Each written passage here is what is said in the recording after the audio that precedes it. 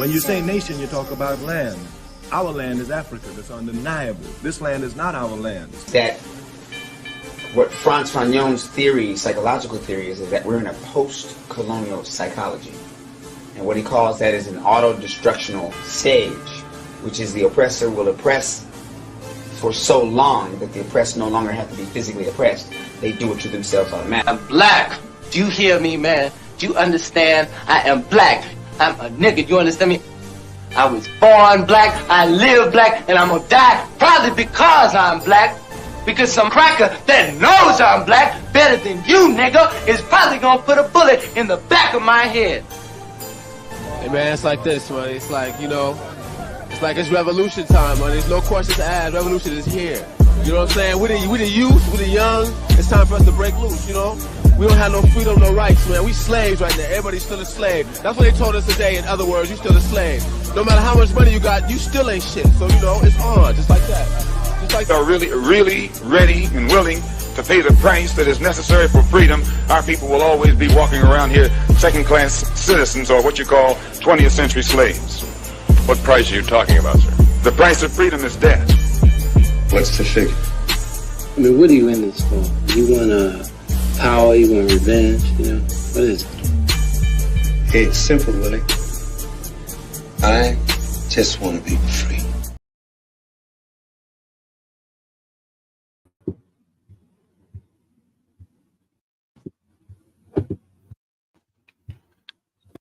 What it is, y'all know what it is. In here, hey, peace to the family. This is the Kimba Jore, and you are tapped into We Charge Colonialism, that anti-colonial Pan-African think tank. Start the new year off correctly. We are here 2025. I hope everybody was behaving themselves last night. You coming into this new year, I came in purified, man. I came in purified. Reading some material, educating myself, staying out the way. It sounded like Vietnam outside, though. You know, y'all hear those shots? It sound like, you know, we were in Iraq at war last night. You know, here in Philadelphia, I'm here in Philadelphia, what they call the city of brotherly love.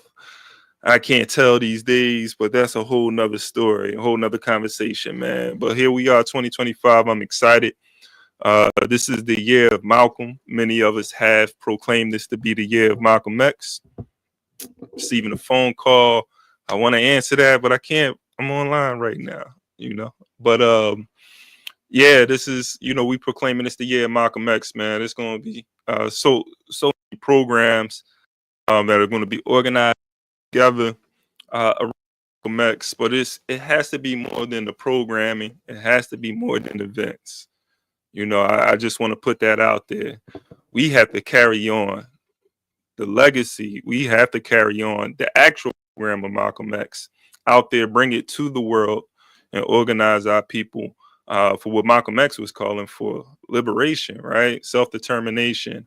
And these are some things that we're going to talk about, man.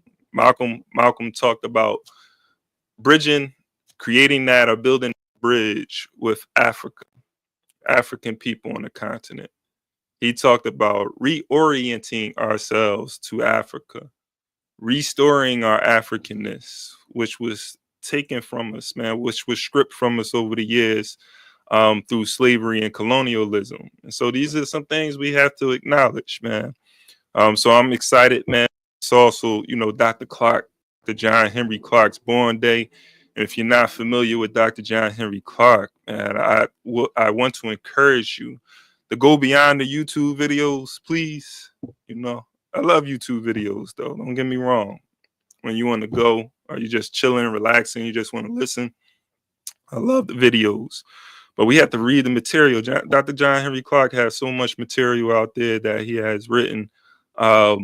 And I think we do ourselves injustice if we don't get that history that Dr. John Henrik Clarke, you know, gave us. I mean, this is a man who studied and read until he lost his vision and couldn't read no more. And when he couldn't read no more, he still was out there giving us the information, debating and doing interviews and lecturing. So, you know, revolutionary scholar. That's somebody I inspired to be, Dr. John Henrik Clarke. So, you know, this is definitely a commemoration to Dr. John Henrik Clarke, and wanted to, you know, really look at his connection with Malcolm X, though there hasn't been a lot written on the link or the connection between the two. You know, we're going to talk about that. We're going to get into what we do know. And peace to everybody in the chat too.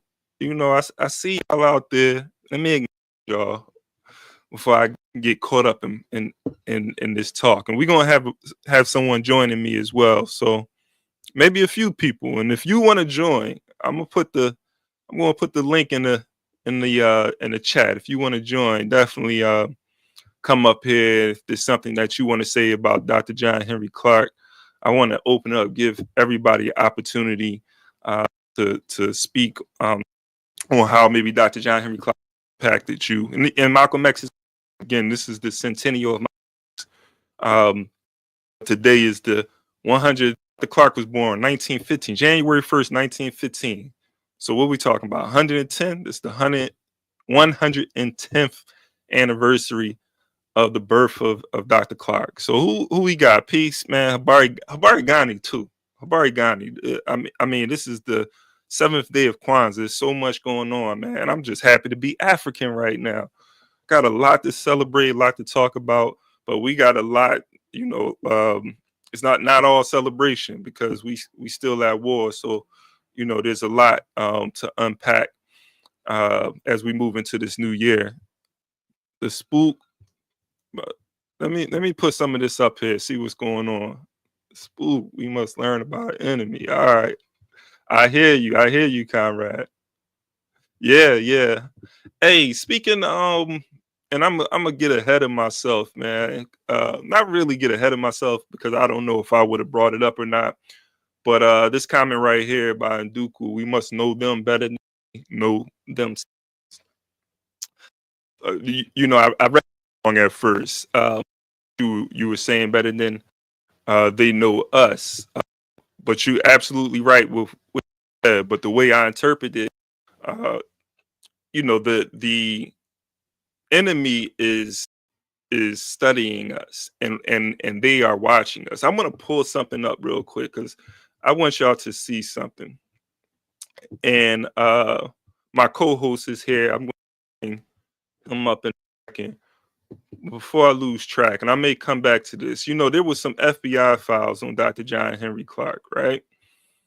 And when you look at these FBI files, man, it's scary. And this is something that we have to be very conscious of when we're doing this liberation work, right? Is that we may come under surveillance if we haven't already. And FBI files on Dr. John Clarke, this is just some of this stuff. When you go through these files and when you go through these files and you see how they're just recording his work, recording his every move, man, it's scary. They're talking about who he's writing for, what magazines, what journals, what newspapers, which newspapers he's writing for, who he's consorting with, who he's talking to, you know, where he's going when he's in Africa, writing in Africa. He's writing some stuff in Sierra Leone. They're recording all of that. They're watching him, his connection with the Communist Party. They're recording all of this, and they have these informants. And some of these informants they name, but there's a lot in here they don't name. You know, and that's scary because, you know, some of these people might still be in the movement, still might be next to us. That was here giving up information on Dr. John Henrik Clarke. But yeah, we might go back to those FBI files, man, a little later. Let me bring up my brother, my ace in the hole right there. Definitely. Coming What's live and up with direct. you, man? Hey, we back at it. Hey, listen, man, new day. You know what I'm saying? Whatever people call it day. It's a new day. That what you talking about, you know, COINTELPRO, I'm sure you put some of that out there. J. Edgar Hoover, you know, the whole black, you know, we wanna make sure there is no black messiah. That wasn't just about Fred Hampton. That was about any person that could be considered connected to liberation struggle for black folk. So we talk about scholars, entertainers, athletes, regular teachers, church members that were being followed, that were being, you know, documented, that were being connected to other brothers and sisters just because we were fighting for real freedom. Like the American government does not want you to be free. That's what COINTELPRO told me. If anything before COINTELPRO proved that, COINTELPRO was a strategy, policy, everything that you can make of politics, the whole nine, to thwart any person who they felt could rise up to give a group of people what the movement was, what liberation is. Even in just thought, you don't have to tell a person to pick up a gun. You don't have to tell a person to believe in a religious backing, be a political figure. If you just tell people who they are as being an African, that was considered against the state. That was sedition against the state as far as J. Edgar Hoover and all of his cronies, because he's not the only one. He was just the main one or one of the main doing the job for his cronies. And he took a great weird, you know, excitement and doing this with American citizens. Don't forget that these people are actually American citizens, whatever we want to call that. But they were. And they were and most of this is the funny thing too, bro. Most of the people that they investigated, followed, sabotaged, killed, assassinated, for all intents and purposes, if you look them up as people, they were actually upstanding American citizens. If you really want to be honest about seriously. So that not even matter. No. That's not a shot at them. I'm saying the ideas that they say what they want an American to be, these people that you are attacking exemplified that. They fighting for it. Right. They were fighting for it. Yeah, I get what you're saying. So my thing to that is like, understand again what we're working against, and then, you know, just to not go too far and belabor the point too much, me, you being quote unquote public figures talking about liberation, I know for a fact I'm being paid attention to. I'm not gonna say it's a bunch of because the other thing about me is I'm a felon. So that's one of those mark of quote unquote they'll go against the government because they've been wronged or they think they've been wronged. You know, that's that whole ideology around prisoners and us not being politicized or just assuming we are politicized because we've been to prison. You know what I mean? And then you come home and you talk the rhetoric, you know, as they would believe that it is, but it's facts. Now you're going to be watched because you have an additional mark because you're somebody that, because of your felony, they would say you will go off the rails, so to speak. You'll be willing to go against the government for any reason. And then now you're politicized for a real reason. So a lot of brothers like myself and you come from academia. You feel what I'm saying? It's kind of the same thing. Y'all been politicized to a certain level. Y'all have certain experiences. Y'all might not be revolutionaries, but it's right there. It's not far off. And we need to watch y'all. So I would say like that part of it, I know I'm being paid attention to, and I'm already on paper. So for them, a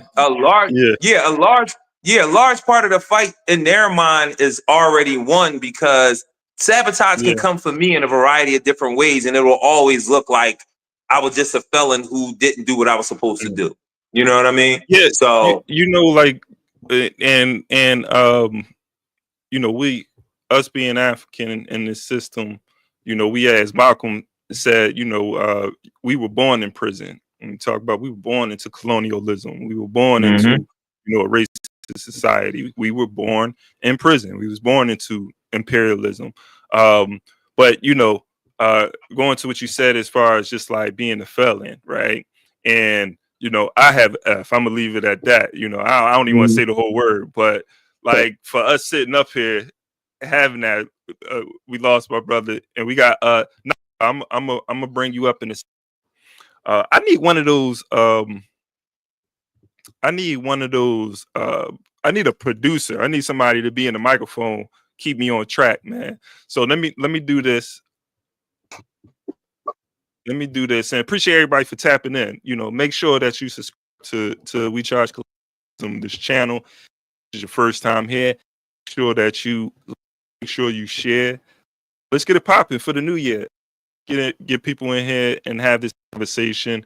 My brother Knock, give me a second. I'm gonna come right to you. I don't have a producer, and it's cool. It's cool. I be all over the place sometimes, man. But I try to stay on track, right? Wanted to do is just give a quick promo. This is the year of Malcolm. If you're in the Philadelphia area, from DC, Baltimore to New York, we got this going on right here. We Charge Colonialism is going to be doing a Malcolm X seminar in conjunction with the support of the Claim Malcolm X Day Committee, which I am a part of. That is going to be organizing the festival May 17th. Get to that in a second. But if you're in the area on February 23rd, come on out. We're going to be discussing the legacy of Malcolm X. His last message. Malcolm X on February the 14th gave one of his most notable lectures or speeches, the last speech or last message, and we're going to unpack that. And we're also going to be talking about the work. So not just the speech, but what is the path forward in 2025? What are we going to do? You know, the talking is the time for talking is over. It's time to get organized. And so there's something, at least locally, Philadelphia. I want to make sure that we come out of this with an action plan. And then May 17th, man, again, you know, this is the centennial of Malcolm X's birth. And May 17th, we're going to be, the Claim Malcolm X Day Committee is going to be putting on the 10th annual Malcolm X Day Festival. And this is going to be the 100-year commemoration of Malcolm X. So make sure you follow Claim CMXD Philly on Instagram. And definitely make sure you follow We Charge Colonialism on all platforms. So yeah, for sure. And just want to uplift as well that it's not just Malcolm X's centennial. It's Patrice Lumumba, the centennial of the birth of Patrice Lumumba. And we are going to be doing a program, the International People's Democratic Movement is organizing a program in Brooklyn around Patrice Lumumba, who was assassinated on January the 7th. As Bunchy Carter Huggins, who was assassinated February 17th, California. So we're going to be bridging that and from, you know, to California, how movement was thwarted, undermined by neo-colonialists. You think about all three of these Africans built by other Africans. Think about that. You know what I'm saying? By the hands, organized by the colonialists, though. We can never, the European is never off the hook for orchestrating and designing these assassinations. And in February, we got Robert F. Williams, who served as the term president of the Republic of New Africa. He was also a president of the ACP, wrote the From Negroes to Guns. I want to encourage you to read that. It will be his centennial coming February the 26th. We also have France. It is France centennial. It is also Medgar Evers. The birth of Medgar Evers is his centennial. So I definitely want to make sure that we uplift all of those soldiers. And 1925 was a significant year because it was the birth of those 5 people that I mentioned, but it also was the year that Marcus Garvey lost his opinion, and he was incarcerated. He was reincarcerated in 1925 and actually be deported in 1926. So they, they kind of thwarted the movement in 1995 with that, because the movement began to slow. Once they got Garvey out of the picture, the movement began to, I guess, like as far as its impact. But they didn't know those other soldiers, the other soldiers happened that same year, and they was going to see Garvey win, man, sooner or later. So let's get back to it. The other thing I want to mention, and I appreciate y'all patience, man, I want to just bring to everyone's awareness, if you're not aware of the murder of Robert Brooks in New York, where the correctional officers beat Brooks to death, handcuffed. If you don't know the story, that look in. So something that I want to make sure I don't get distracted, and also that we're all on code and we're all having this conversations and speaking with one voice when it comes to these atrocities against African people. So look into the story of Robert Brooks, who was murdered by, I think, something like 13 or 14 correctional officers were involved in the murder of this. And last but not least, not really last, but this is last update I'm gonna give. Darrell Mickles' court case is February 5th. This was a brother who was shot by the police for hopping the turnstile for fear of beating the fare in New York City and Brooklyn. The police opened fire on Darrell Mickles, shot Darrell Mickles, shot one of their own police officers, and shot two innocent two bystanders, right?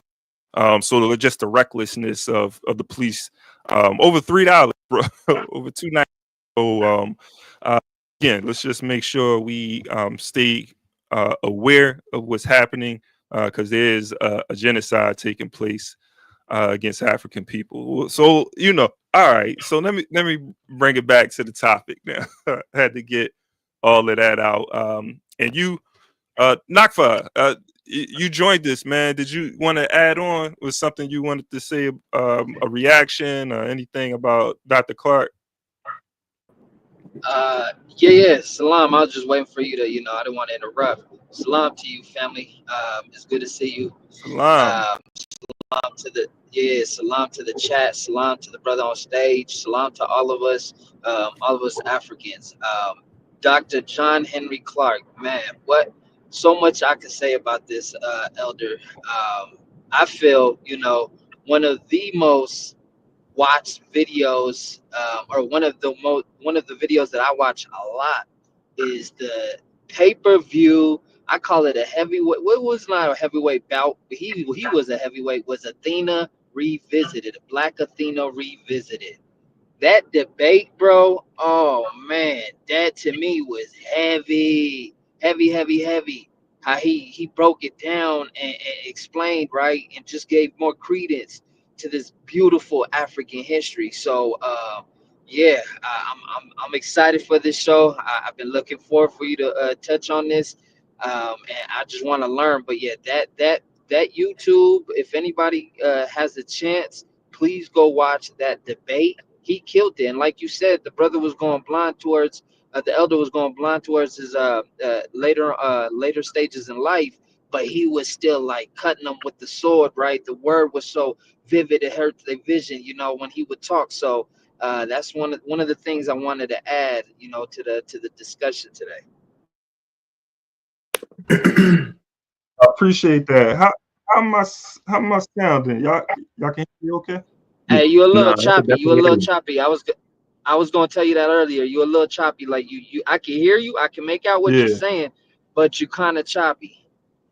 And I'm still choppy right now. Right now you good. But earlier, as you were saying. Okay, because I switched some things up, so I'm trying to just make sure that I'm better than I was smooth before. Now. Yeah, you a lot better now. Man, you know, I was doing all that talk. Well, I hope y'all was able to get the, the Nah, we message. was able. No, we to heard get it. We heard it. Yeah. Yeah, All we right. heard it. We made sense of it, but it was definitely choppy though. All right, so we smooth now. All right, appreciate what you Mhm. said. And that particular debate you talk about, man, that's with, you know, Dr. Clarke. That's definitely, you know, probably most of our favorite debates, exchanges. Dr. Clarke, when he was whipping on the both of them, man. He said, what he said, you not telling me what you read, you telling me what you haven't read. Like, that's gangster, bro. Like, you say you telling me what you haven't read, bro. Like, Dr. Clarke was on one in that debate, but yeah, I mean, what he And started off. he even checked the other dude though. I keep it real with you. He checked them all. And, you know, he did in a smooth way with with that other guy, but he really went out everybody's neck. No, most definitely, and you know, when he started off, just to let the people in the crowd know, let anybody who was watching this debate know that it really wasn't a debate. You know, he said, "Hey, I only debate my equals. All others I teach. Take it how you want it. Like, you right now, this is about to be in the education. Yo, You in school right now. You in that's a school wild right now, joint. bro." That's a wild joint. Like, first, you know my like how I even came into contact with these brothers like John Henrik Clarke, Dr. Ben, Ivan Van Sertim, and stuff like that. I didn't even know what these brothers looked like initially when I first started reading the books and stuff like that, because I never knew these dudes existed. And I always, you know, juxtaposition that by the fact that I was told that I was an honor student, you know, and I had matriculated all the way into somebody's college by the time I found myself in a penitentiary.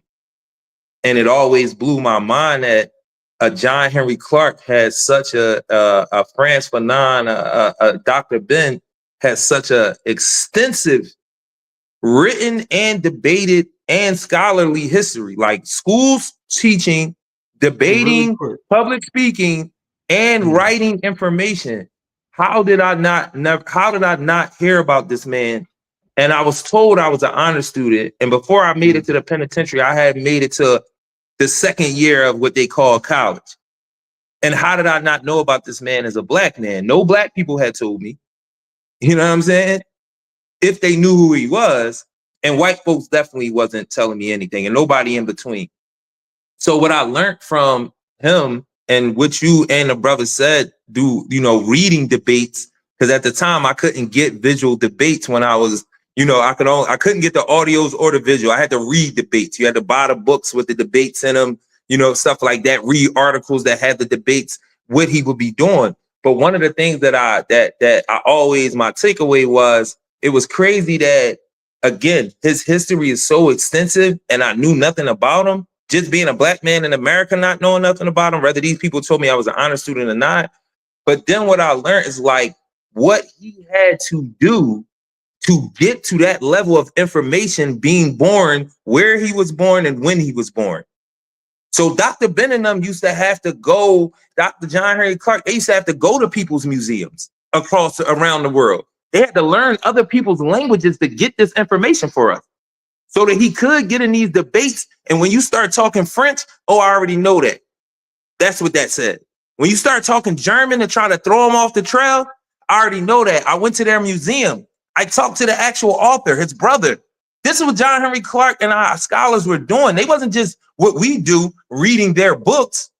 They traveled to the places, seen the things that they were going to talk about, studied them further, learned other languages, because they knew we was at war. And the only way that I can make sure that this is done right, it can't be nobody being able to talk after me.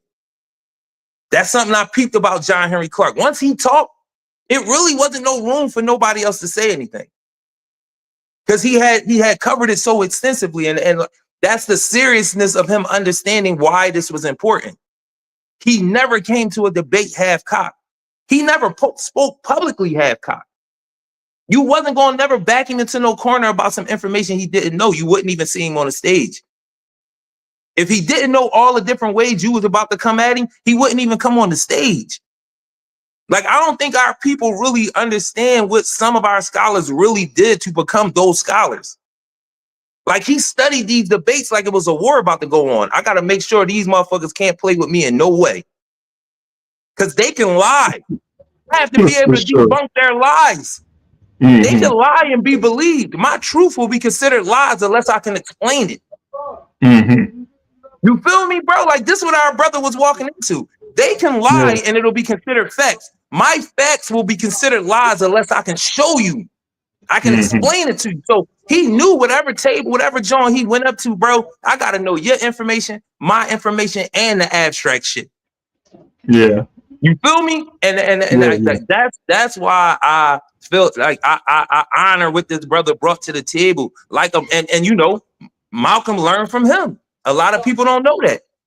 Him and Malcolm spent a lot of time together. A lot of people. That wasn't in the movie, y'all. Yeah. That wasn't in the movie. John Henrik Clarke is nowhere in the movie. But he was an important person for all of us who love Malcolm the way we love him. And it's justified. A lot of the way Malcolm explained these things to us, John Henrik Clarke showed him not nobody from the Nation of Islam, not to take nothing away from those brothers. Omar Wale was a different person. We ain't talk about that. That's John Henrik Clarke right there. Omar Wale is John Henrik Clarke. For those of y'all who don't know where that name came from or who the hell I'm talking about. Let's go. You feel me, bro? Like, that's how much we gotta revere this brother. When we talk about John Henrik Clarke, like on some real, like, that dude is, he was a celebrity of mine before I even knew what the brother looked like. Because I was like, how did somebody this smart, this intelligent, this much of a genius, world-renowned, and you didn't want him to be world-renowned, he took it. Because you know how academia is. I hate when that happens. You know, that information is like a secret society. I don't know if y'all heard the last thing I said because I touched the screen and it blinked out. But you know, academia is a secret society with a lot of that information. You go, I learned this I'm reading John Henrik Clarke and those, but Harriet Washington, when she was writing Medical Apartheid, she said how because she was going to school for medicine, she was able to get in some spaces and learn some histories about a lot of these schools that she wouldn't have been privy to just as some regular person or student or reporter. She's like, a lot of this information is gated off at these, you know, so to speak, at these colleges.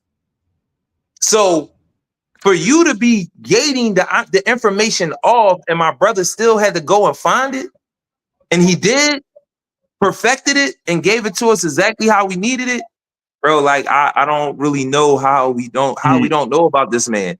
Yeah, again, I go back to, how did I not know about this man? That's wild. Yo, and he you know, was a autodidact. He would eventually receive his degrees, bachelor's degree, PhD, and you know, I mean, for sake of transparency, like the PhD that he received at the time, the school wasn't an accredited institution, but it was a college, though. It was a university that gave out degrees. He went there, studied, received his PhD in the 90s.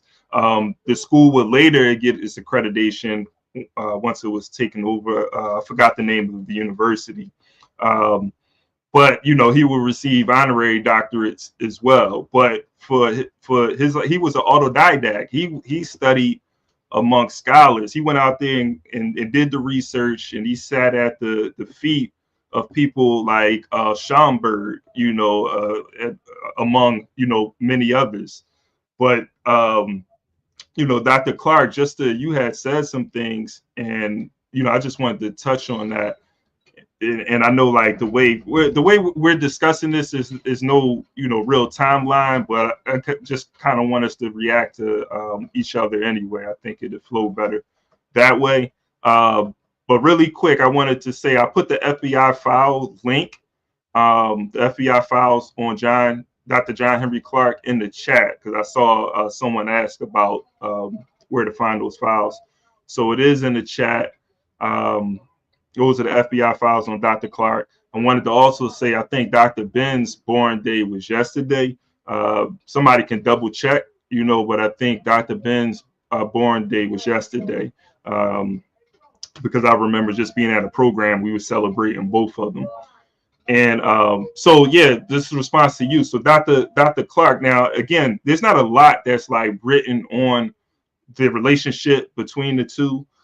Even in the FBI files, which I was going through, there's mention of the OAU and Dr. Clarke, his affiliation with the OAU, being one of like 7 people who would meet up with Malcolm X to discuss like the formation of the OAU.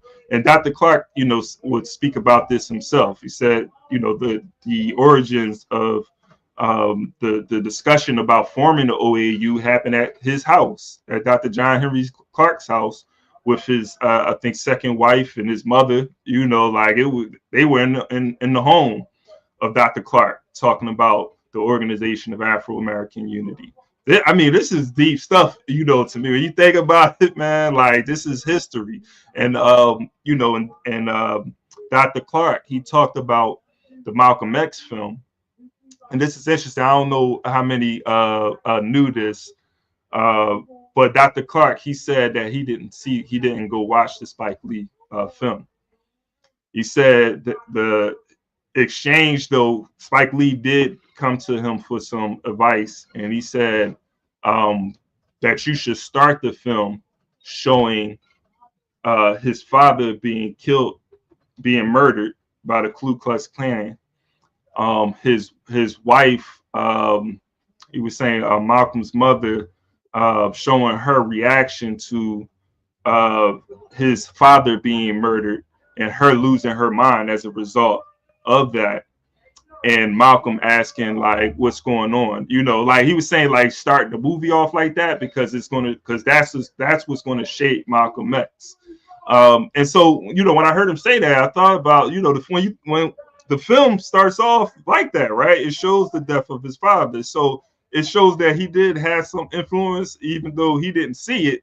You know, we can see Dr. Clarke's influence in that movie. I thought that was interesting. Also, just to give a little history on when they met, just from the words of Dr. Clarke. Dr. Clarke, you know, he said he didn't write a lot about their relationship because so many people, you know, coming out talking about, hey, I knew Malcolm X and I was friends with Malcolm X. And he didn't want to get affiliated with all of these people who, you know, now all of a sudden, you know, you didn't want to be near him when he was alive. But now that he has transitioned, everybody was a friend of Malcolm X. So he said, you know, that was one of the reasons he didn't come out and say a lot about their relationship. But they met in 1958, and they had a strong relationship from 1958 up into Malcolm's assassination. And you had mentioned something. Oh, as far as this, like the influence, Malcolm, to your point, Dr. Clarke talked about how they would feed Malcolm information. And they wouldn't tell him, you know, what to say. You know what I'm saying? They would just give him the facts and hey, whatever, Malcolm going to do what he want to do with that information. But they made sure that he had the information. And he just talked about how sharp Malcolm X was, man. He would give him, you know, a newspaper article on Congo at 8 o'clock, and 2 hours later, he's debating somebody on the Congo. And he's spitting all the information, like, you know, he's been reading up on the Congo for weeks or months, right? And the last thing I want to say in regards to, you know, this is that he told Malcolm how to debate these scholars as well. And he said, if you're not knowledgeable about the topic, said just switch the topic up, just start talking about something else. You know what I'm saying? He said the scholars couldn't handle it, and he would go in there and he would just be beating up on them, you know, just using those tactics. So I just wanted to just build off of the points that you was making, you know. Nah, man, I really do. I really hope that everybody, this is one of those We Charge Colonialism can allow folks to revisit. You know, hopefully this is a a revisited moment for folks, because like it wasn't really any places to go once you listen to John Henrik Clarke. Like my thing that always telling black folk, like, we are at war. I know they try to finesse a lot of different things to make you think other things are going on, but he always kept that right in front, and he showed you the examples of what the war, what it looked like. You know, that was a big thing for me reading him. Like, war looks a lot of different ways. It's in your education. It's in the books that you read. It's in the food that you eat. It's in the politics. It's in the entertainment. You're being attacked on every level. Every level. Everything in this society is built to exploit and exterminate. That's how it goes for us. And he kept that right in our forefront. And it used to be funny because, you know, he had that, you know, intelligent man with dry wit and the way that he would tell jokes about what black people are doing or not doing. I thought that was something that's needed. Like, we need that. We don't need the crazy uncle no more. I'm tired of that culture. We need the uncle that nobody likes because he won't let anybody lie in front of him. You know that, you know the one uncle, you know the one dude in your family that be like, bro, these some lying, y'all lying, you're lying, he's like, we need those people to come back. We don't culturalize those people enough. We make those people seem like fanatics of some sort in our families. The people who won't lie to you about what happened at the family reunion 3 years ago. Because if we keep that lie going, we're going to destroy our next generation. And I'm making that point because that's something that John Henrik Clarke was heavy with, man. Stop telling the lie. Stop passing these lies on. Stop, because it's killing our children. We won't have a next generation if we don't tell them the truth about what their lot in life is as it pertains to the European. America is just one of his places as it pertains to the European. Speaking of the truth, man, because there's one truth that the people have a hard time digesting, right? So what I want to do is I'm gonna go to this real quick, man, just to get a little truth, and we'll come back, man. African Americans, or so-called Negro. One of the reasons that it is bad for us to continue to just refer to ourselves as so-called Negro, that's negative. When we say so-called Negro, that's pointing out what we aren't, but it isn't telling us what we are. We are African, and we happen to be in America. We're not American. We are people who formerly were Africans who were kidnapped and brought to America.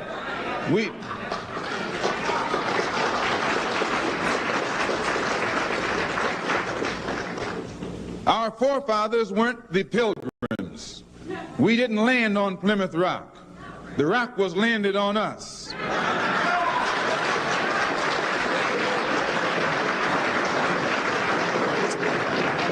We were brought here against our will. We were not brought here to be made citizens. We were not brought here to enjoy the constitutional gifts that they speak so beautifully about today. And because we weren't brought here to be made citizens today, now that we've become awakened to some degree and we begin to ask for those things which they say are supposedly for Americans, they look upon us with hostility and unfriendliness. All right.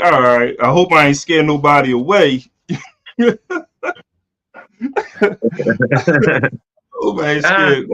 That's what we standing on in 2025, man. I don't want to hear nothing about no American whatever. American, no African American rap. I don't want to hear that we we've been founded here. I don't want to hear no we descendants of hit. Like, I don't want to hear none of that, bro. I'm banging on all of that, man. I wasn't gonna bring her up. A descendant. We ain't gotta say no names, bro. I'm a descendant of Africans who have been at war against these people who call themselves Americans, man. This group of people who took on these Europeans who took on the identity of being an American. I've been at war, or my ancestors been at war with them for hundreds of years. And I'd be damned if I say, you know, I want to be a part, I want to integrate into a group of people who wage war on my people. Like, hell no, you can have everything, you know, your identity, all of that, man. I'm banging on that, man. So Malcolm, clear, making it plain, we are African people, you know. Yeah. Go ahead, bro. No, the only reason, because I wasn't going to say nothing about, you know, the mayor of Philadelphia. I wasn't. But it speaks to what I mean, just all I'm gonna tell people to do, because I don't have a problem with going at black folk. Don't get that messed up. I don't have a problem with going at Africans. I'm not a beef dude. I don't want it for trivial needs and to get popularity. But some of our people be the fuck out of pocket, and there's no other way you can say it because it's dangerous. Mm-hmm. And when you get in front of people in a position like a mayor and tell people that our founding fathers in Philadelphia, these are our founding fathers, a black woman at that, a dark-skinned black woman, all means something. You're telling people that these are our founding fathers. Just look at her latest, or I think the latest Instagram post about the 250 years. Exactly what Malcolm is talking about. Mm-hmm. Why would a black person of note who knows our history extensively get up there in front of anybody and say that these slave catchers, these rapists, these murderers, these conquerors, these anything you could think of, they did it all. It's documented. They wrote it, not me. I didn't make it up. Read their history that they wrote about them being slave catchers, planters, owners, so forth and so on. So, and especially in Philadelphia, these are not my founding fathers. And for a dark-skinned black woman to get up in front of her citizenry and tell them that is dangerous. That's not okay. And in the same speech, say that you're the first woman mayor of a rich black city like Philadelphia. Why would you do that? And that goes right to what Malcolm just said. It goes right to that, because the imagery of it, bro, you know how dangerous that stuff is. She understood her words because she's a politician. Somebody probably wrote that speech. So she definitely understands the words. And those two things just stood out to me, and it goes to what we're talking about right now and how dangerous it is. You're saying that these are our founding fathers, and you won't say that you're a black woman. You say the first woman mayor of Philadelphia. This is what we're talking about. How you gonna look at Africans looking at white folks, slave owners, as your founding fathers? Really, like, not for. I don't know if you want to add on. I know you. No. I could definitely. Go ahead. Go ahead, Nafa. Well, you know, I'm glad that you posted that clip, because on the space that I had on Sunday, I did have an elder sister, and you know, God bless her heart, but she kind of what we're talking about now. She truly believes she's a Negro and she is not African. And just hearing what Malcolm X is saying, a lot of these individuals that we hear them say this, they actually revere Malcolm X. It's odd. It's kind of ironic. You know, they will tell you, oh, I'm more like Malcolm than I am Martin. That's crazy. Like, right. And so when I asked them, okay, well, have you actually studied Malcolm? Because what you're saying contradicts, and it creates more division than it does bring unity. So it's very crazy. And then to touch on the second point, how are you looking at a slave owner and saying, these are our founding fathers? They don't even look like you. Like, how is it? I was just watching National Treasury, right? Because I'm constantly watching history, trying to break down clips. And it was funny how they try to play like Abraham Lincoln. And then I listen to a lot of these brothers and sisters, and it breaks my heart that they tell me, one of my favorite presidents was Abraham Lincoln. And I said, you know, he told you if he could keep the Union without freeing the slave, he would. But we got educated individuals right, that are trying to tell us, and this goes back to that house Negro, right? It goes back to that Uncle Tom, right? And once again, house Negro, and Malcolm's telling you what, you're not a Negro. You got to understand what you truly are. So it's just beautiful that you decided to choose this time, obviously, with everything going on, and it really hits home for me. So I just wanted to say that without being long-winded. No, I appreciate that. You were about to say something, Ru?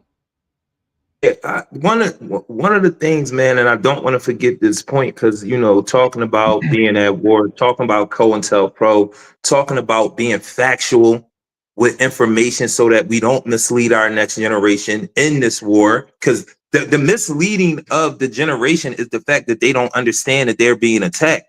They think that they can move closer into their oppressive society. Our people don't look at it like they are actually being attacked by a dominant culture, by a whole body politic. Because when you talk about that information from Lincoln, that wasn't Lincoln necessarily just having conversations with people. That was Lincoln during political debates, discussions, talking about policy, so forth and so on, creating an American ideal through politics, that we can utilize these slaves, these people, in whatever way we want and make it a part of our government. And I'm gonna tell you how deep that is. Trump and his homies think the same thing, because all he felt like, the numbers can shift all they want, but these people believe in American law. So if we can get enough racist judges to say this is the law, you will have a bunch of black people saying, let's wait for the process, even though this law is anti-you. And when it was written, if you go to the floor where it was written at, they told you exactly how they felt as a part of writing the legislation and policy. Like the brother said about looking through history and dissecting clips, we can go look on the Senate floor.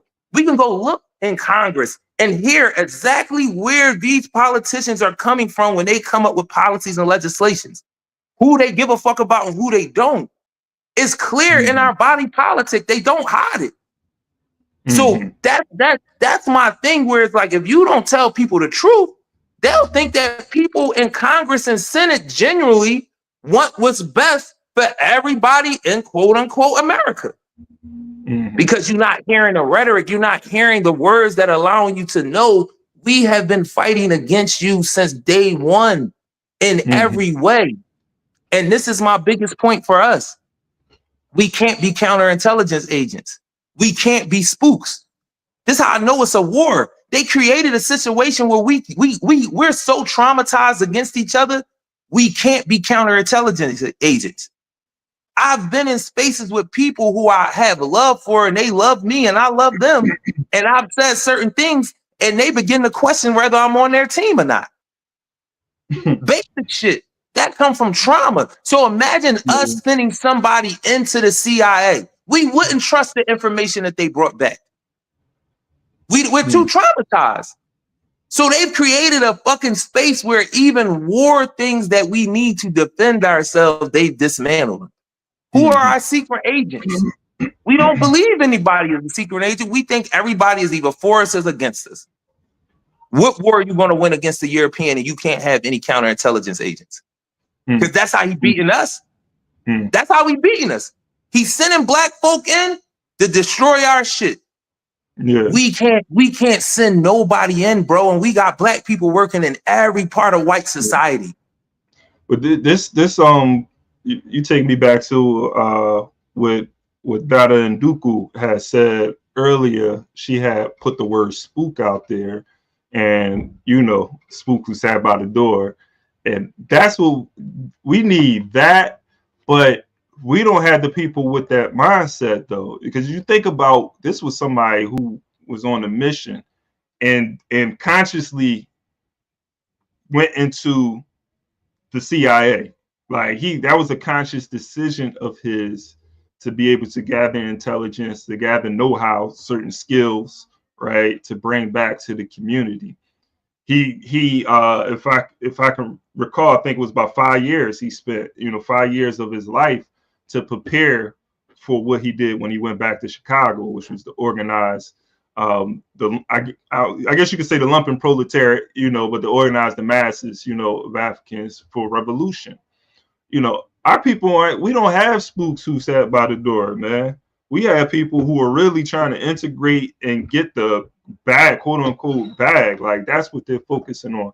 But you had made a point. I wanted to go to a Dr. Clarke clip, and he's actually talking about Malcolm X.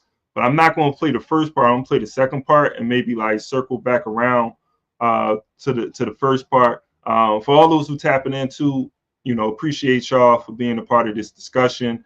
And if Dr. Clarke, I'll put the link in the chat again. If Dr. Clarke affected you in any way, you want to give, a testimonial, I would say, you just want to speak to Dr. Clarke and just show some appreciation, definitely come up and join us, because for me, Dr. Clarke was one of those master teachers, one of my first master teachers, reading the African Holocaust, the Christopher Columbus and the African Holocaust. That's when I remember reading that book. This is a quick story. I remember reading that book and finding out that Christopher Columbus wasn't even his damn name. I said that Dr. Clarke was the first person who put me on to that, bro. I was like, what? Hold on. I don't believe nothing the white man saying now. Y'all can't even tell me this dude's real name. Oh, nah, I ain't going for none of this now. But we come back to that though. I'm gonna throw up this Clarke clip, and again appreciate everybody for tapping in. I think Malcolm X reached certain dimensions that was missed by others and is still missed by others.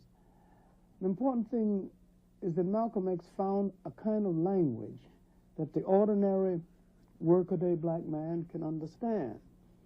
And he heard things from Malcolm that he had heard partly from other people, but he didn't listen to those other people because those things were not couched in a language that attracted him. I think his great political influence is that he took the politics of struggle down to the area where the struggle was most needed. Theoretically, of course, what influence do you think Malcolm would have if he were alive today? I think Malcolm would have a unifying influence if he was alive now. And he still might expand the struggle even further among ordinary blacks. And I think Malcolm X would be able to deal with some of the political contradictions in black life more realistically than others have done so far. And I think he would see the international dimensions of political struggle much better than I think our present-day politicians are seeing it. What kind of contradictions exist in black life? The contradiction of thinking that your oppressor will participate in your liberation, and that your oppressor will dismantle his big international economic apparatus in order to bring social reform to you or anyone else. When he put up the apparatus with your labor and with your blood, and used your labor as the seed money to erect the structure of capitalism, the whole economic system, because he had your labor. Then that 300 years free of charge, he's erected a worldwide economic system. But to be naive enough to think that he's going to give you anything other than crumbs of appeasement from this apparatus, or he's going to dismantle any of it in your favor, is just downright wild. It is beyond a contradiction. It is a form of insanity.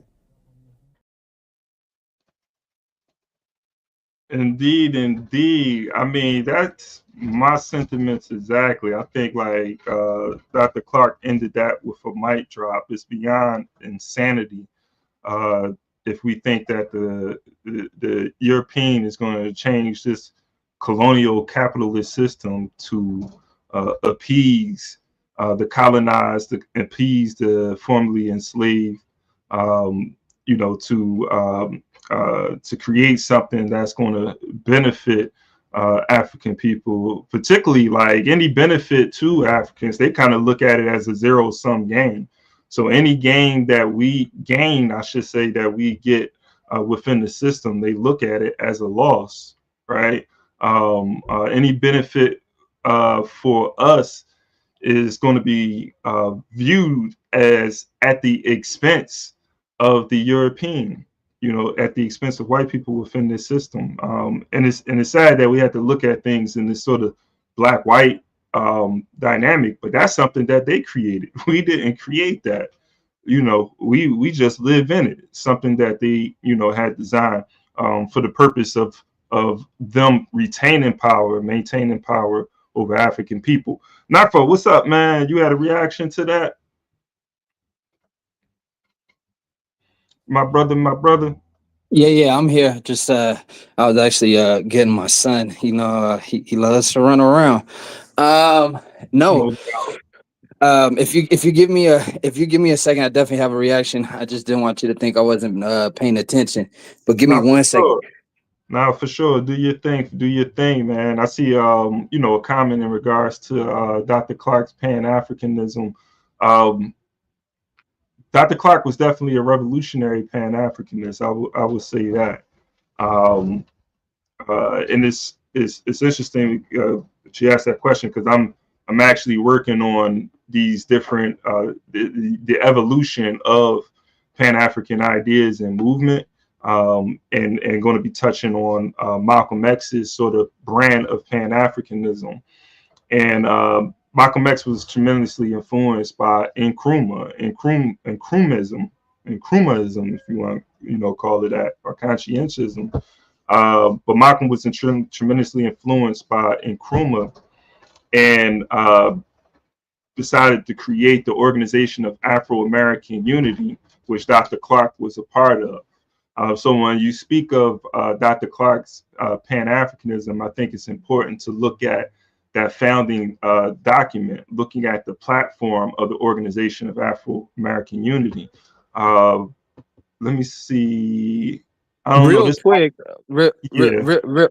if I could just say, I think it'd be beautiful for all of us, right? If you can do a segment on that connection, going back to the OAU, and what transpired because of that, right? Because we're talking about global, right? We're talking about across oceans, right? 2 different continents, and these Africans are coming together to create something so powerful that later on it ended up being halted, right? Because of certain powers that may be. So I think that would be an amazing segment to touch on. Yeah. Let me see if we can touch on it. You know, if I think we can touch on it and not digress too much here, just briefly, because I think it ties into the founding of the Organization of Afro-American Unity. There's a lot to unpack, like, because we're talking about the Casablanca group and the Monrovia group, right? And so, you know, there were those who met in Casablanca, which was, I believe it was in Nkrumah and them met in Monrovia. Am I correct? If I'm wrong. So yeah, the Casablanca would be the Nkrumahs, everybody else outside of the Monrovia group, like the Haile Selassies. So those individuals, and it's odd because when you do the study, like Casablanca and what it's supposed to mean, White House, and then what we got, you know, over here on this side of the world. But yeah, so he would be part of the Casablanca group, Nkrumah. Yes, so you had like people like Senghor and Julius Nyerere, who wanted to keep the sort of colonial, the nation state framework and the colonial structure, right? Where Nkrumah was looking for them to create a federation. A sort of the United States of Africa created, built and structured like a federation, something like the United States of America after the revolution. But the Julius Nyerere and they didn't want to give up their, and this is the issue I had. They kind of didn't want to give up that sovereignty to a sort of a centralized sort of unit, government. So that was like the real, when you talk about Pan-Africanism, and Kehinde Andrews talks about this in a article. I'm gonna put the link to that in the chat in a second. But he talks about this Pan-Africanism that's still working within the imperialist construct of the nation state, and it's sort of reformist. Julius Nyerere, he's going to come out later and agree that Nkrumah was right. But it was that, reformist and still, maintaining the colonial state, which they were able to. And I think a lot of that had to do with them just wanting to maintain that control and power over the masses of the people, of African people. So they still wanted to work within the international economic system. I think like that was the contradiction with that. Whereas, so the Organization of African Unity, to be honest, like that was a compromise between those two, the Monrovia group and the Casablanca group. That was a compromise. And Kehinde Andrews, he talks about this, like that right there in itself, once they compromised, it took away the revolutionary character of what Nkrumah and them was trying to do. And so, Malcolm, when he created the Organization of Afro-American Unity, along with Dr. John Henrik Clarke and others, they were looking at the OAU as a parent group, but it was looking to sort of like compromise ideology for the sake of unity. Which I mean, I can unite with that on certain levels when you're doing certain things. But when we're talking about overturning the system of colonial capitalism, there's just certain things you can't compromise.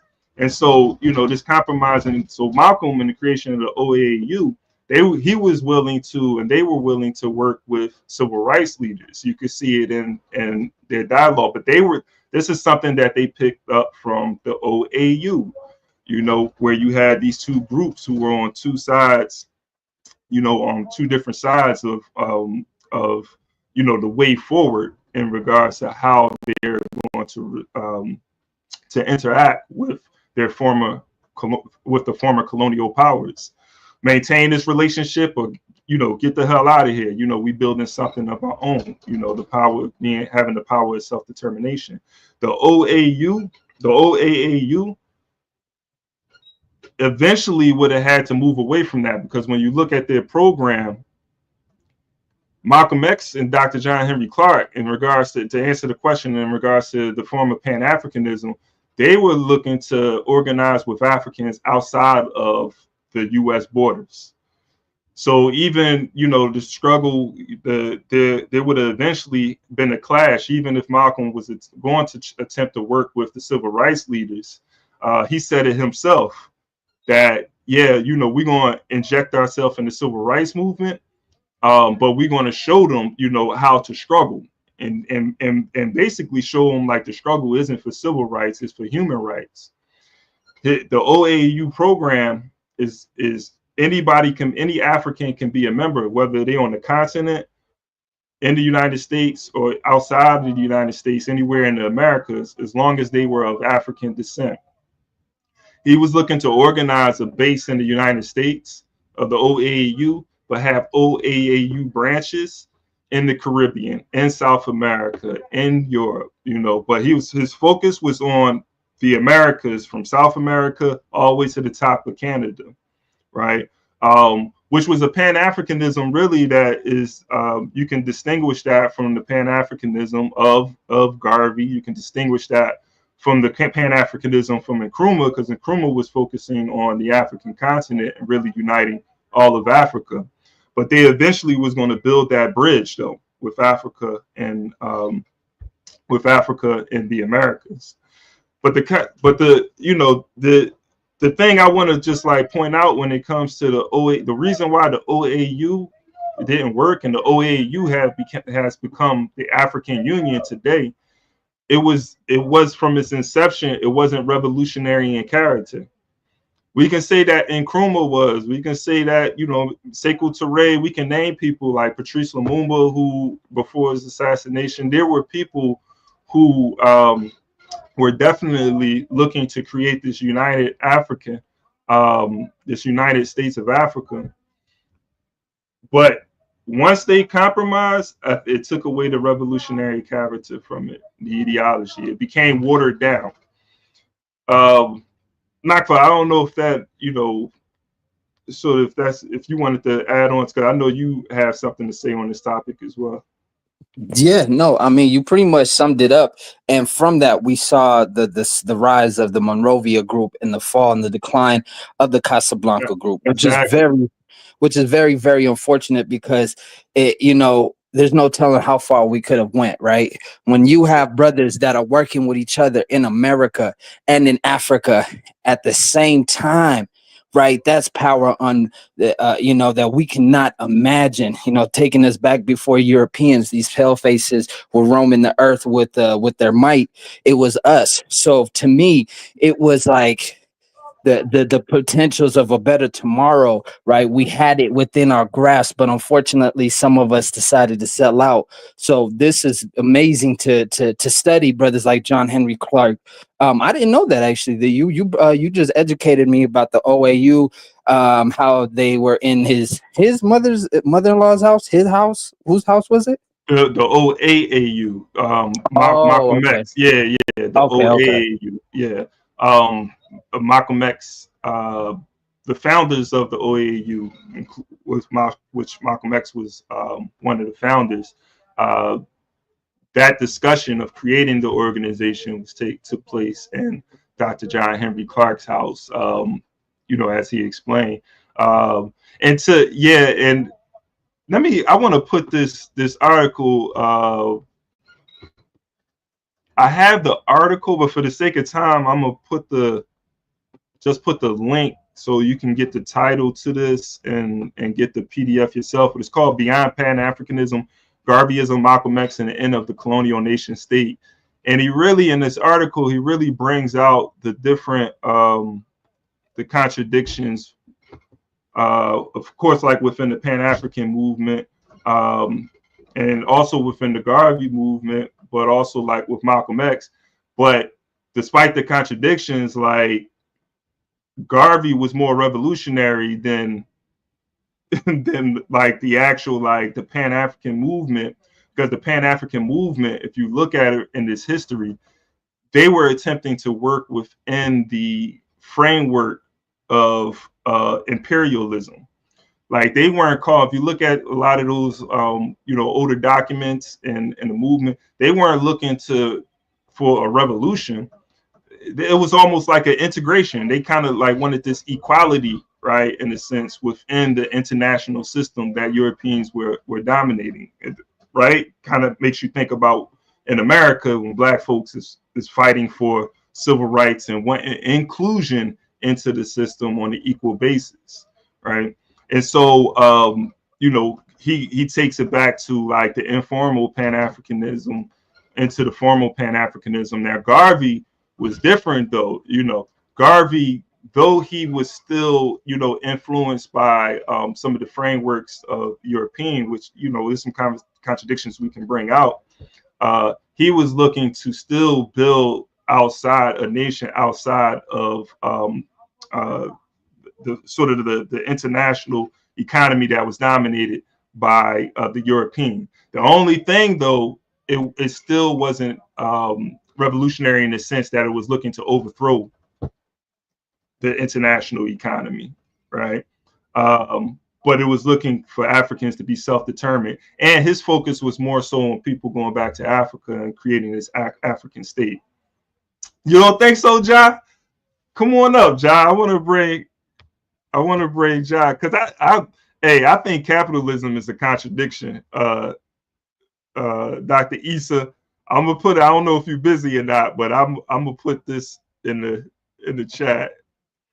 And I'm gonna say this, like, I don't think that, I will always argue that even though Garvey and I got to bring it back to Dr. Clarke because I don't want to. I don't want to spend too much time.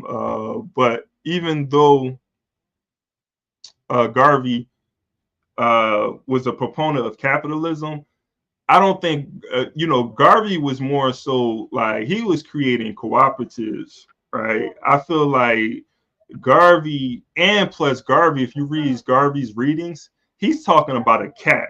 Under a Garvey system, you wouldn't be able to be a billionaire. You can read it in his own writings. He says, hey, once you make a certain amount of money, or something like, I'm gonna just throw like $5 million, right?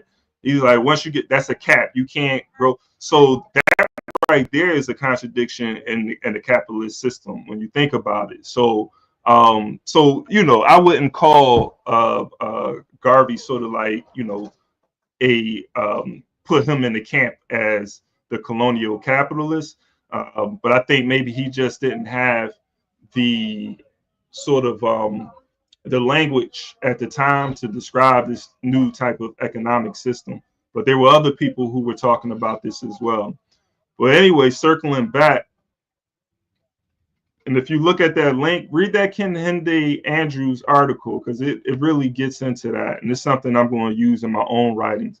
But Nduku, I don't know if you had asked the question about Pan-Afrikanism. I hope I had touched on that as far as Dr. John Henrik Clarke and his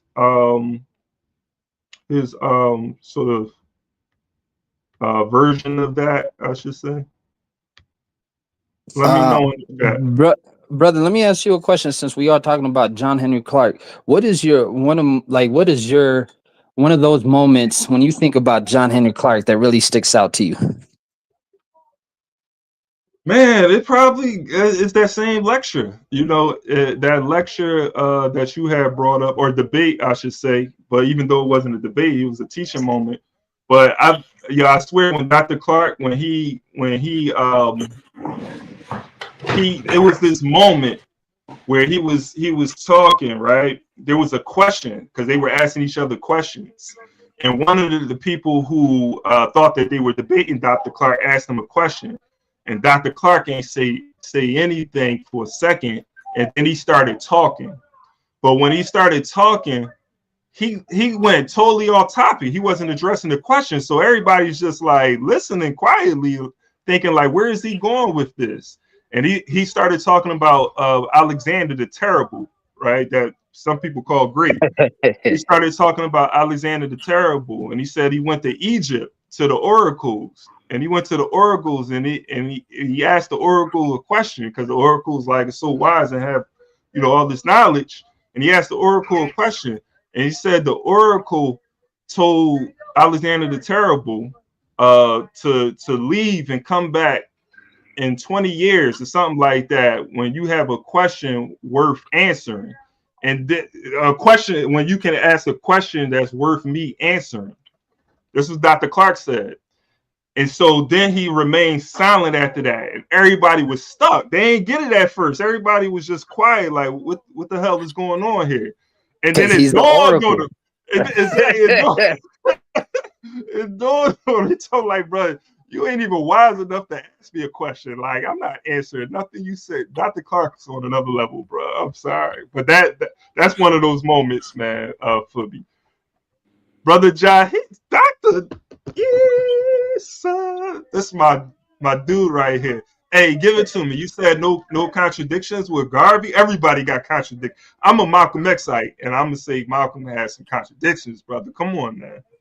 What we talking? No, man, not what you were mentioning. Oh, okay. No.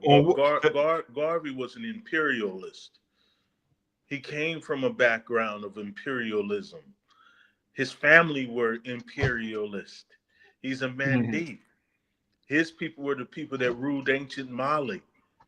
And once that failed, they moved to other places, but they took that concept of imperialism with them. And then some of them were taken away via the slave trade to the Caribbean, and some to America, and some were taken to Brazil and other places. He was an imperialist. His goal was not to overthrow capitalism.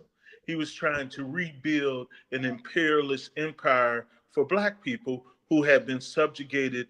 War was waged against them, and they were subsequently taken into enslavement. And so he was there to reawaken those Africans. It wasn't trying to contradict or challenge capitalism. That was not. He was trying to restore Black people to a sense of glory. That's the contradiction, though. That's what I said. I said the contradiction is that he wasn't trying to challenge capitalism. That's a contradiction. But he was trying to rebuild an African empire. He was doing nothing more than what other Europeans were doing at the time. It was the age of nationalism. Right? He was, in fact, Garvey would say that he was the original fascist. Before Mussolini and before Germany. Are we comparing Garvey to the Black people were the original fascists. They were the first organized. They copied him. You tripping now. You tripping. No, I'm telling you directly what Garvey said. Come on, man. What came out of Garvey's mouth.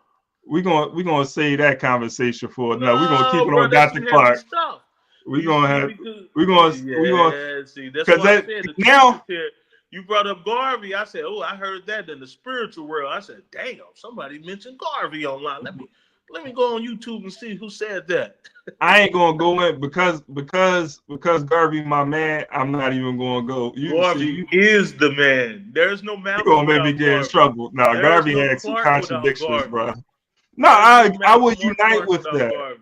I would unite with some of those things, man, that you're saying. Because definitely, I mean, his father, Malcolm's parents were Garveyites for sure. Yes, and that influence. But Malcolm X, so going to Malcolm X, because we're talking about X and Dr. Clarke, but Malcolm X, though, that influence of Garvey is there, but Malcolm X brand of sort of internationalizing the struggle of African people and bringing African people together is completely different than what Garvey was doing. Can we agree with that?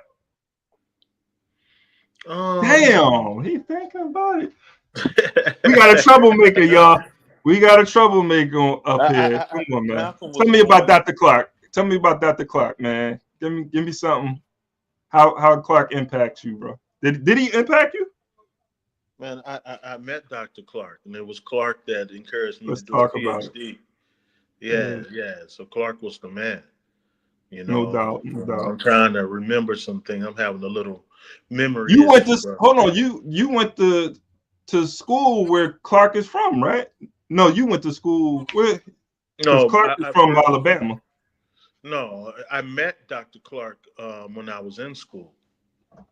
That's when I was in college. You was down south though, right? Yeah, I was down south. Not in Alabama. Malcolm X said any place beyond south of the Canadian border is in the south. You in the south. This is my man. I'm guilty by association, bro. Guilty by association. Hey, but no, that's cool. So you met Dr. Clarke. Is there any moments though, man? You wanna? Damn, hey, we bring Dr. Issa on, like the numbers go up, bro. Like I gotta bring you back. They coming in from everywhere. I gotta bring you back more often, man. Hey, I'm gonna put the link in the chat. Yeah, you get your numbers up. I'm gonna put the link in the chat. But I think we're gonna end soon. But I just want to before that though, because I just want to go to this program really quick. The Organization of Afro-American Unity, which was again, you know, that's part of the relationship or the link between Dr. Clarke and Malcolm X. And in this document, it's too small for me to put up, and I could find it somewhere else. But for the sake of time, I just wanted to read some of these basic aims and objectives. As you can see, like the name of this particular episode, I guess you can call it, Dr. John Henrik Clarke and Malcolm X's mission to re-Afrikanize American Negroes. Because there was a long time that Africans didn't even want to be identified as Black, let alone African. You know, being called black was looked at as a derogatory term at one time. And then, you know, we began to accept that. And then African, we would graduate into Afro-American and African-American. And then, you know, we was making this sort of, but it was actually a circle we were going in, because if you go back to even the early, like you go back to the 1800s, the founding of the United States, and looking at that time, and you see what black people, how they were identifying themselves. They were identifying themselves as African people. They were naming their institutions, their churches, the African Methodist Episcopal Church, the African Free Society, right? These were African people. And it was only after a movement to immigrate to Africa or outside of the confines of the United States to get away from this prison camp, that you had a movement against this African movement, a movement of, you know, well, I ain't even gonna say that. I was gonna say bourgeois. You ain't really had no bourgeois people, you know, black bourgeois at that time. Maybe wannabes. But you had a movement that began to want to identify themselves as colored because they didn't want to have that African connection, and that was to undermine the whole African back to African movement in the 1900s, early on. But again, like, so, you know, there was this evolution, man. There was this pride that was coming back in the 60s, and Malcolm X was leading that, you know, leading that movement, man, bringing that pride of being African back. When you begin to have, again, you know, you had the Republic of New Africa that's going to be formed later, and organizations like Kwanzaa is going to be created and established. Like, you have this whole cultural movement that's taking place. Black studies in the universities. You have Black studies departments, Black studies programs, and people who are really trying to reconnect back to Africa. And going to this program, this is the you know, the document, and under the basic aims and objectives, it says that we assert that we Afro-Americans have the right to direct and control our lives, our history, our future, rather than to have our destinies determined by American races. We are determined to rediscover our true African culture, which was crushed and hidden for over 400 years in order to enslave us and keep us enslaved up to today. This is an interesting, like, you know, I appreciate this because you think about it. He said to keep us enslaved. Think about it, if we started to identify ourselves as not American, but African, or you know, something else besides the very people who are oppressing us, right, exploiting us, then that means it would be a contradiction to be a part of the same system as them. You know, that's the beginning of being self-determined, man. It's creating through that movement to be self-determined. You begin to define yourself. You define your mission, you define your objectives, your aims, and you identify with the mission, with the aim, with that struggle, you know, and you become something new out of that. Your consciousness is transformed, and through that transforming of your consciousness, you begin to come into a new identity, right?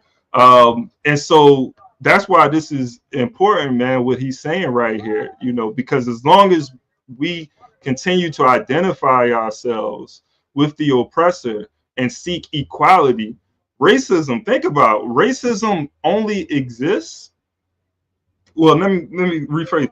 Racism is a problem when you are when you're locked in a system with the people who are committing, who are racist, the people who are have the racist institutions who are oppressing and exploiting you based on your race. If you had a separate system and you were in control of that system, racism wouldn't even be a problem. You would be in control of your own. It's only when you're tied to the oppressor and the exploiter that racism becomes a problem, because they have power over you. They have power to exert their racism over you. That's something to think about. So that's why, you know, when we talk about inclusion, integration, assimilation, it's a serious contradiction. Our people, the masses of Africans, continue to suffer as a result of a group of people, a minority of Black people who want to fight for inclusion. It's always been a contradiction. Think about, like, most people during slavery, in America, or the times of slavery, most Black people were enslaved. Most African people were enslaved, not free, enslaved. Right? So, the fact that the minority of people who were fighting for inclusion in the system, while the majority of the people were enslaved, again, that's a contradiction, man. And we still carry on that same struggle today. It just looks different.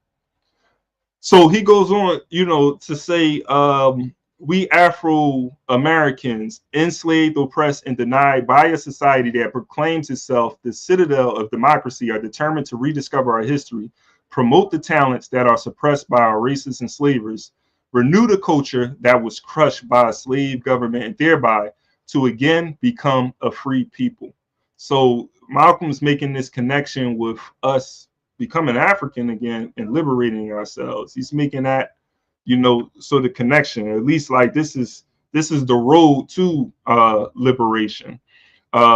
National unity, sincerely believing that the future of African Americans is dependent upon our ability to unite our ideas, skills, organizations, and institutions. We, the Organization of Afro-American Unity, pledge to join hands and hearts with all people of African origin, right? In a grand alliance by forgetting all the differences that the power structure has created to keep us divided and enslaved. We further pledge to strengthen our common bond and strive toward one goal: freedom from oppression. Right. So again, he said, with all people of African origin. So today we done forgot that when we talk about Malcolm X and what Malcolm X represented and what he was attempting to do was to unite all people of African origin. Because the fact is, the system, if you talk about a system that is racist, if we want to talk about racism, then the African people have different nationalities and ethnic backgrounds. They're not just Black American, they're not just Jamaican, they're not just Haiti, right? And so, if we're focusing on that, but the issue really is colonial. Again, it goes back to colonialism, and racism is something that white people can use to unite other white people around this idea, right? In order to get them to struggle against a group of people who had the same interests as them, wanting to be free, right? Because they're dealing with, but that's a whole nother, but man, I don't know. But these are conversations we got to really like deepen this in 2025. This is the year of Malcolm. I'm gonna just go to restoration and reorientation, man. So the basic unity plan, restoration. In order to enslave the African, this is in the OAU program. In order to enslave the African, it was necessary for our enslavers to completely sever our communications with the African continent and the Africans that remained there. In order to free ourselves from the oppression of our enslavers, then it is absolutely necessary for the African Americans to restore communication with Africa. Restore communication from Africa. When Malcolm was going back to Dr. Clarke, and you go into the FBI files, and they're talking about Dr. Clarke and his writings. He's writing in a pamphlet that is being circulated in Sierra Leone, and the FBI is looking at this and seeing like what he's writing, and they're worried, they're concerned about this. Again, they're worried about this connection of Africans on the continent, because Dr. Clarke in his writings, he's talking about connecting Africans here in America to the African continent. Like going back to, and Nduku asked about like sort of that African connection or Pan-African connection. This is Dr. Clarke in his early stages, right? And Malcolm X is doing the same thing. One of the biggest threats to American colonialism is when we take the struggle outside of the borders of America and begin to build alliances with America's enemies, right? Or even organize the people who aren't their enemies, right? We begin to organize them and get them to see, you know, the contradiction in the system, right? So some of their friends, turning some of their friends into enemies. And this is what Malcolm was doing. And he became a threat once he began to build those relationships over in Africa. Reorientation. So this is the last thing I'll say in this out of this program.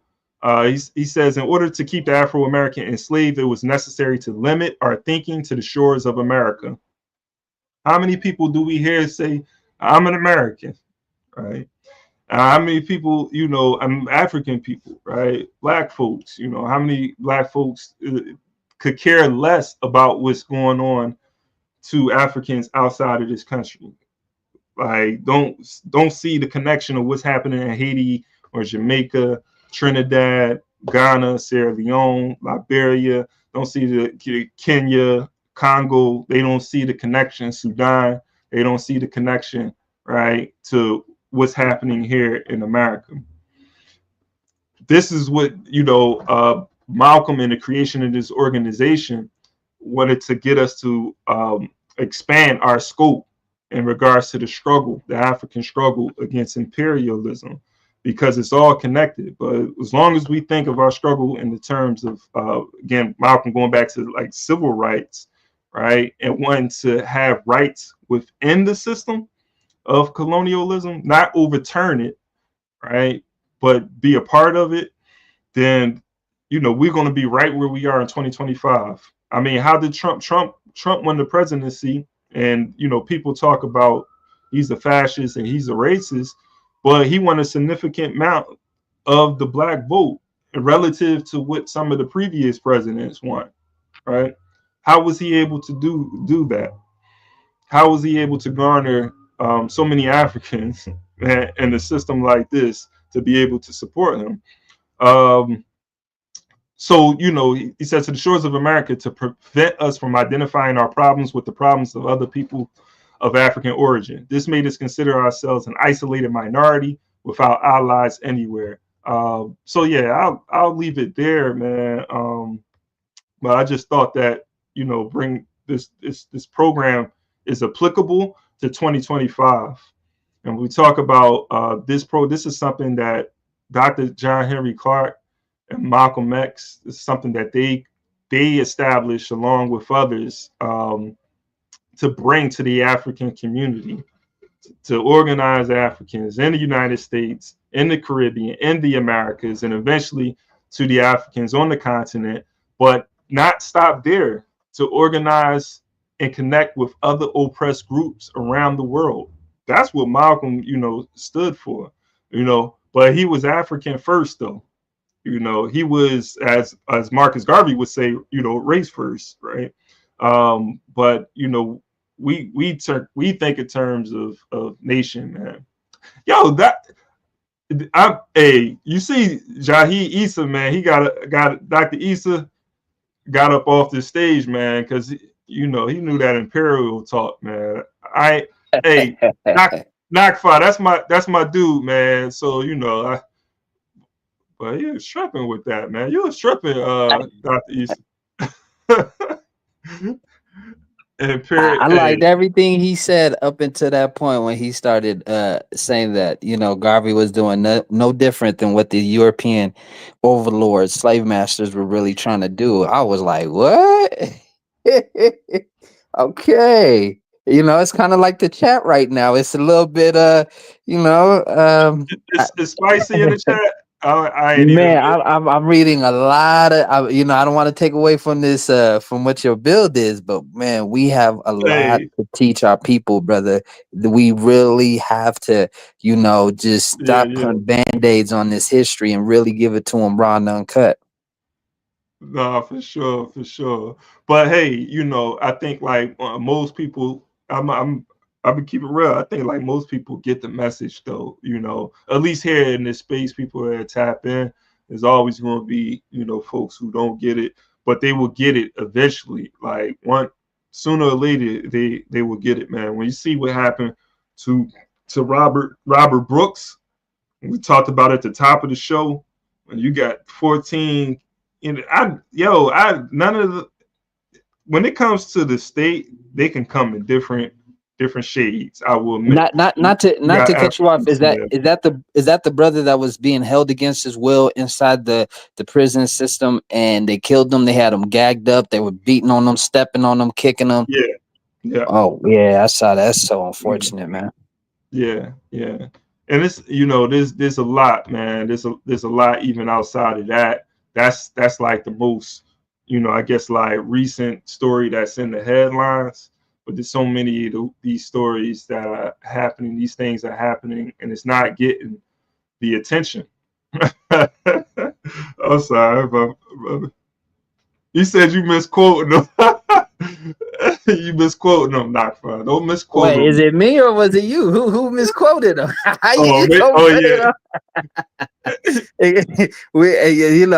I apologize if I misquoted you, brother, but we can run back the tape of the VCR. Hey, we gonna no, Dr. Issa, we gonna have, but now that you bring, let's just have a separate conversation about that, because I really didn't want to take away from what we were building on, but like let's definitely do that for sure, because I think it's important. Because I think it's important for us to bring out Dr.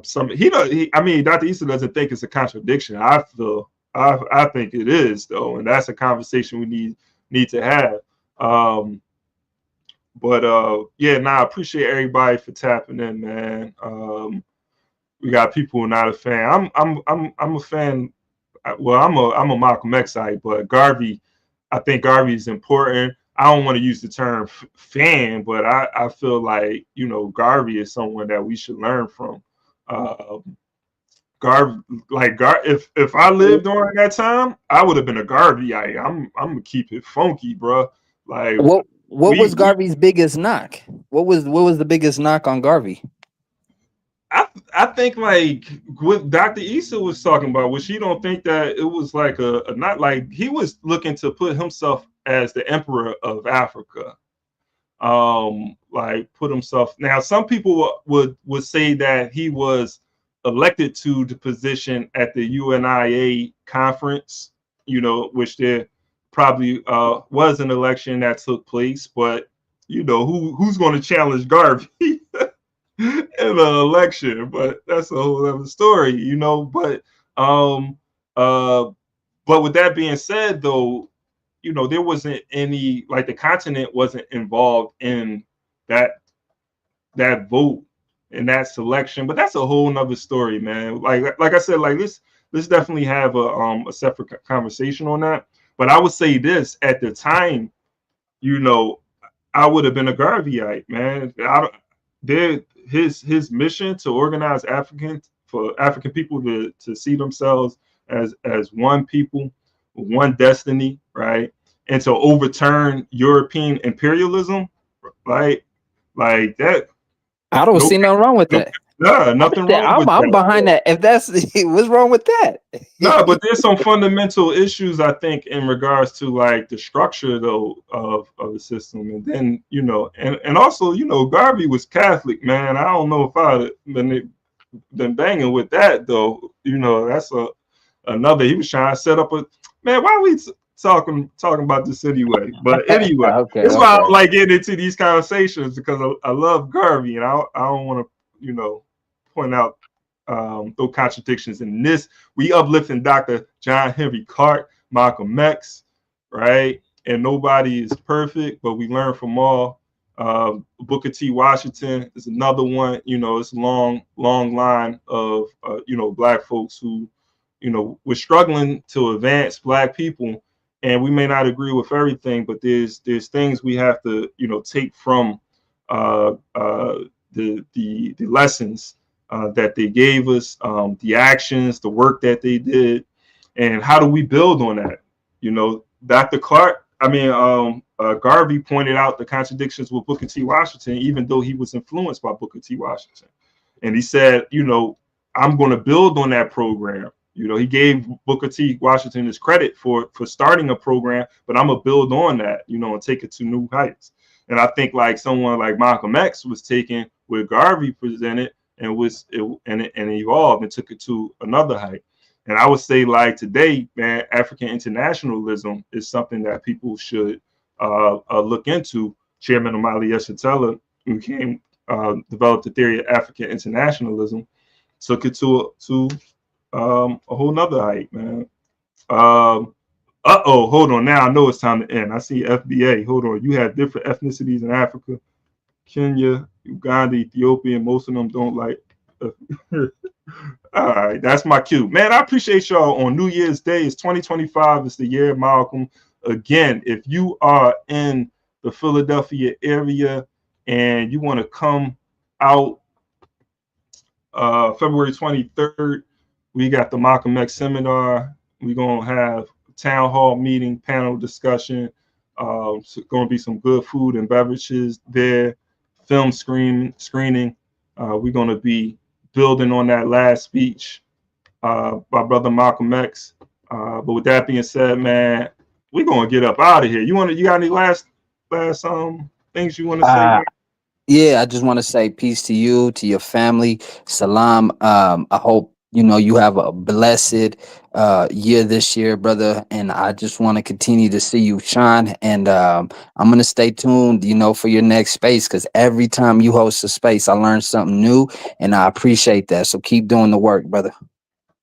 For sure, man. And definitely appreciate you for coming. You always come in with some insight, wisdom, good questions, and contributions. You know, ever since day one, man. That's why, you know, I keep on looking for you, you know, when I do these things, man, to come up on stage and enjoying the conversation. And peace to everybody too in the chat, man. You know, for building and contributing, keeping the chat live.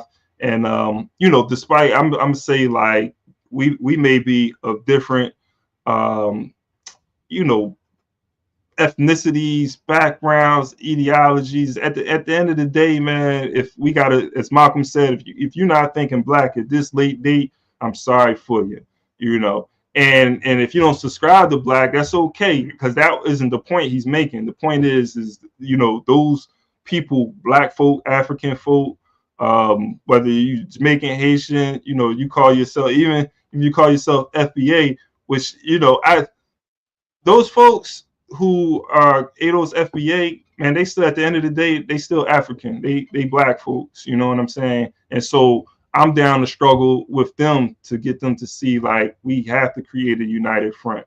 You know what I'm saying? So with that being said, man, we got to stop fighting. 2025, let's not fight each other, man. Let's not struggle against each other.